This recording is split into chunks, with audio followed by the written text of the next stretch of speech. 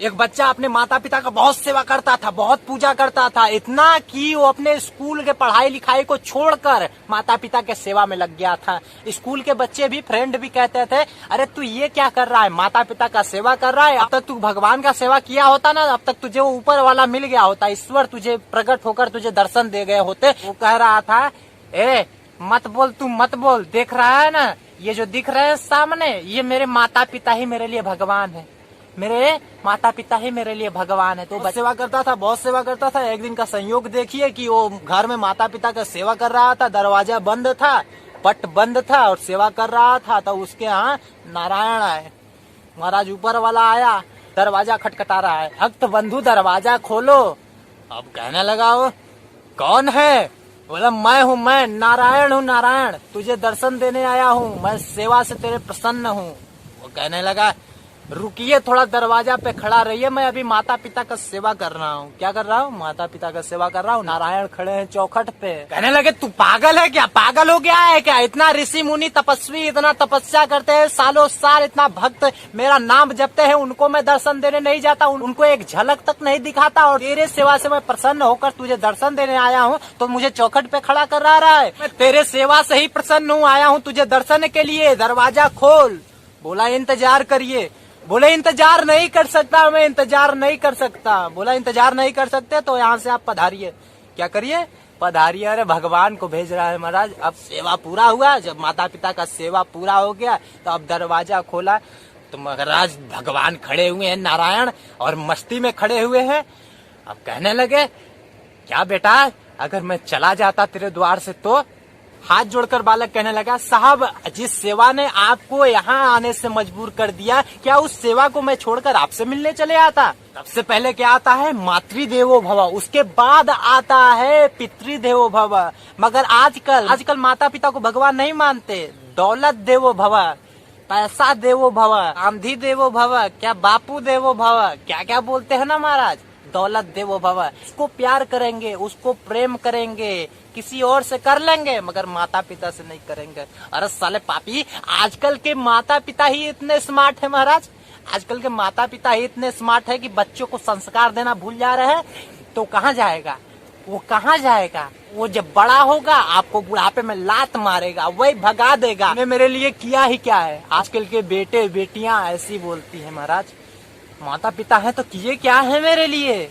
इतनी से इतने बड़ा हो गए, अभी तक आपका क्या देखे हम? मॉडर्न लोग हैं आज के माता पिता, मॉडर्न। अरे मॉडर्न बन रहे हो रे, बनो बनो भक्त, बनो भक्त, हरि का भक्त बनो, भजन करो भजन। बच्चों को संस्कार दो ताकि आने वाली पीढ़ी तुम्हारी संभल सके। वो अगर तुम्हारा बच्चा एक भक्त निकल गया ना तो तुम्हारी आने वाली 3-4 पीढ़ी तर जाएगी महाराज, ऐसे ही तर जाएगी। बच्चों को आप संस्कार देंगे तो आपको पूजेंगे नहीं। आप अगर उनको छोटे से ही, नन्हे से जब रहेंगे, आप उनको गाली देना सिखाएंगे तो आपको पूजेंगे कि गाली से बात करेंगे महाराज? बच्चों को संस्कार अच्छे दीजिए, अच्छे, ताकि वो संभल जाए आने वाले जवानी में। जब हो जवान तो आपको गाली ना दे, आपको वृद्धाश्रम ना छोड़कर चले आए, तो नहीं तो बड़ा गड़बड़ा जाएगा। आजकल कलयुग का बेटा है, कलयुग का। माँ बाप से दिल नहीं लगाता, पड़ोसी से दिल लगाता है और किसी बच्ची से दिल लगाता है, और दिल जब टूटता है तो माता पिता के गोद में आकर गिरता है।